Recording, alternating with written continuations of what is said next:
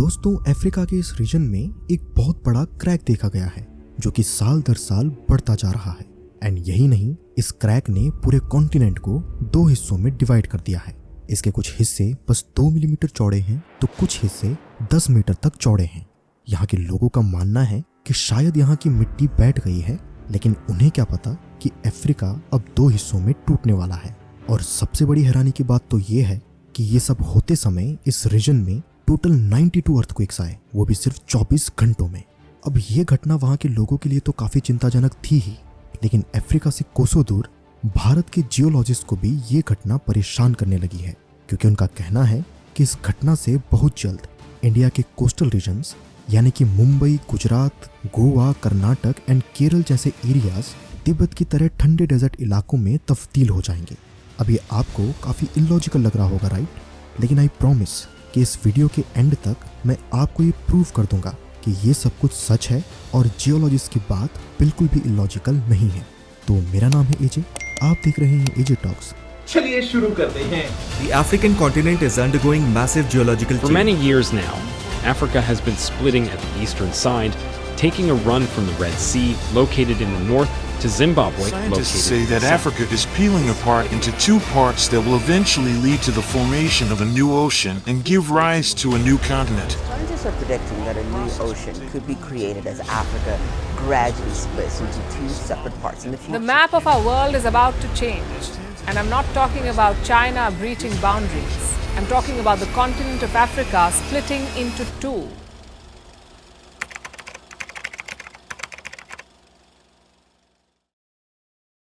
दोस्तों, जैसा कि मैंने वीडियो के स्टार्टिंग में कहा कि अफ्रीका में क्रैक्स देखने को मिले हैं, साथ ही साथ जिन अर्थक्वेक्स की मैंने बात की वो इस बात का प्रूफ है कि अफ्रीका सच में धीरे धीरे दो भागों में विभाजित हो रहा है।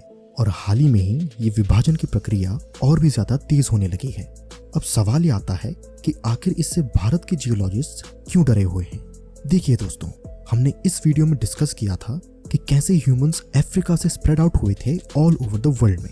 अगर आपने इसे नहीं देखा है तो इस वीडियो के बाद जाकर देख सकते हैं। मैं डिस्क्रिप्शन और इस वीडियो की एंड स्क्रीन में उसका लिंक दे दूंगा। अब वापस टॉपिक पर आते हैं।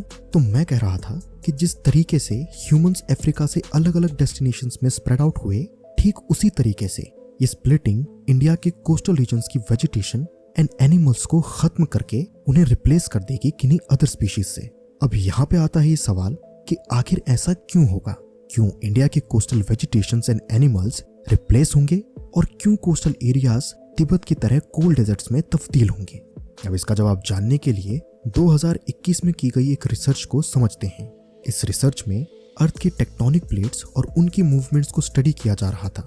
रिसर्च करते समय उनकी नजर एक पुरानी सेम घटना पर पड़ी जो कि लगभग 45 मिलियन साल पहले घटी थी। रिसर्चर्स ने बताया कि 45 मिलियन साल पहले इंडियन सबकॉन्टिनेंट अफ्रीका का ही हिस्सा हुआ करता था और इंडिया की जमीन अफ्रीका से टूटकर धीरे धीरे ऊपर खिसकते हुए सीधे यूरेशियन प्लेट से टकरा गई और एशिया का पार्ट बनी। अब इस टकराव से दोनों प्लेट्स की जमीन आपस में फोल्ड होकर ऊपर की तरफ मुड़ गई, जिससे दुनिया की सबसे बड़ी पहाड़ों की चेन द हिमालयाज का जन्म हुआ। अब इसी घटना के चलते रिसर्चर्स ने ये रिसर्च की कि यही सेम घटना के फ्यूचर में होने के क्या चांसेस हैं। तो आपको बता दूं कि इस रिसर्च के रिजल्ट्स काफी ज्यादा शॉकिंग थे। अब इन चांसेस को समझने के लिए उन्होंने टेक्टोनिक प्लेट्स के फ्यूचर मूवमेंट्स को कंप्यूटर की मदद से सिमुलेट किया और देखा कि अफ्रीका कॉन्टिनेंट अभी दो प्लेट्स यानी कि Nubian plate and Somalian plate में टूट रहा है। और अगर फ्यूचर में ये प्लेट्स कंप्लीटली सेपरेट हो जाते हैं तो सोमालियन प्लेट तेजी से खिसक के इंडिया की ओर बढ़ने लगेगी और हमारे वेस्टर्न कोस्ट से जा टकराएगी। अब इनके टकराव का इम्पैक्ट इतना ज्यादा होगा कि यहाँ की जमीन ऊपर की तरफ फोल्ड होने लगेगी एंड इंडिया की वेस्टर्न बाउंड्रीज पे एक नई पर्वतों की श्रृंखला या कहीं माउंटेन रेंज डेवलप हो जाएगी, जिसे कि द सोमालियाज कह सकते हैं। उन्होंने ये भी देखा कि ये सोमालियाज हिमालयाज के कंपैरिजन में काफी ज्यादा ऊंचे होंगे और इससे होगा ये कि इंडिया के मुंबई, गुजरात, गोवा, केरल जैसे स्टेट्स के रेतीले बीचेस लद्दाख और तिब्बत की तरह ठंडे डेजर्ट्स में कन्वर्ट हो जाएंगे, यानी कि यहाँ के टेम्परेचर्स एवरेज 30 डिग्री सेल्सियस से गिर के 0 से लेकर 5 डिग्री सेल्सियस के बीच हो जाएंगे। अब ये सिनेरियो जो हमने अभी डिस्कस किया वो तब पॉसिबल है जब अफ्रीका दो हिस्सों में टूट जाएगा। लेकिन क्या अफ्रीका सच में दो हिस्सों में टूट रहा है? क्या सच में इंडिया का फ्यूचर ऐसा होने वाला है? अब यही सब समझने के लिए इन्हीं रिसर्चर्स ने अफ्रीका के क्रैक्स को स्टडी करना शुरू किया एंड जहां से वो प्लेट्स टूट रही हैं उनकी उस रफ्तार को स्टडी करने लगे एंड उन्हें इससे पता चला कि सही में अफ्रीका की प्लेट्स एक दूसरे से अलग हो रही हैं एंड इसका रेट है 6 to 7 mm पर ईयर का, यानी कि उस रेट से जिस रेट से हमारे नाखून हर महीने बढ़ते हैं।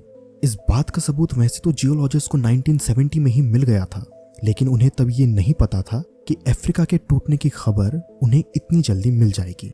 अब जो पूरा इंडिया से टकराने का सिनेरियो हमने डिस्कस किया वो पूरा का पूरा कंप्यूटर सिमुलेशन पे बेस्ड था, यानी कि वो पूरा इंसिडेंट कंप्यूटर के द्वारा प्रिडिक्ट किया गया है, जो कि सही में सच प्रूव हो सकता है। लेकिन यहाँ बात हो रही है फ्यूचर की एंड क्योंकि फ्यूचर काफी ज्यादा अनसर्टेन होता है तो केवल कंप्यूटर सिमुलेशन से की गई प्रेडिक्शन को पूरी तरीके से सच नहीं माना जा सकता है, क्योंकि हो सकता है कि किसी अननोन वेरिएबल के चलते ये सोमालियन प्लेट इंडिया से टकराए ही ना और एक अलग ही आइलैंड बना दे, या फिर किसी अननोन एलिमेंट के चलते ये वापस अफ्रीका से मिल जाए, या कहीं ये उससे कभी अलग हो ही ना।